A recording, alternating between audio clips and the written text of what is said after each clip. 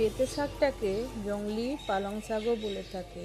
এই বেতে শাকে প্রচুর পরিমাণে এই প্রাকৃতিক উপাদান, প্রচুর পরিমাণে পুষ্টিক গুণ ভরপুর আছে। ঠিক আছে। এই বতুয়া শাকেতে এতটাই গুণ আছে যে ভিটামিন এ আছে, B2 আছে, B3 আছে, B5 আছে, ভিটামিন সি ভরপুর আছে, আয়রন আছে, ক্যালসিয়াম আছে, পটাশিয়াম আছে, ম্যাগনেসিয়াম আছে, ফসফরাস, কার্বোহাইড্রেট, প্রোটিন ভরপুর আছে। এতে ভরপুর অ্যান্টিঅক্সিডেন্ট আছে। তাই আমাদের এই বেতে শাক রোজের খেলে রোগ প্রতিরোধ ক্ষমতাটা বাড়ায়।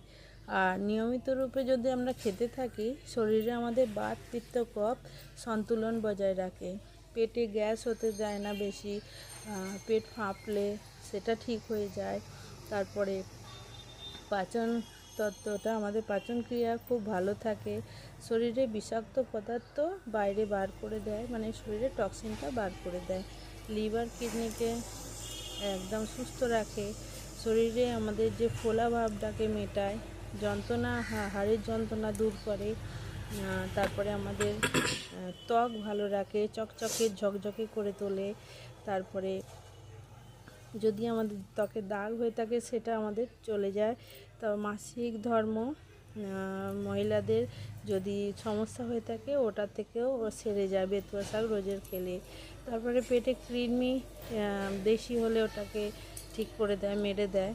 তারপরে থাকান, আমাদের শরীরে কমজোরি যেটা আছে সেটা দূর করে, ওজন কম করতে সাহায্য করে, ডায়াবেটিসকে কন্ট্রোল করে, খুনটাকে বাড়ায়, হিমোগ্লোবিন লেভেলটাকে বাড়ানোর মদত করে, খুনটাকে মানে আমাদের রক্তটাকে শুদ্ধ করে, শরীরে হাড় মজবুত করে, হাঁটুর যন্ত্রণা দূর করে। নানা গুণ আছে। এটা কিভাবে খাবো?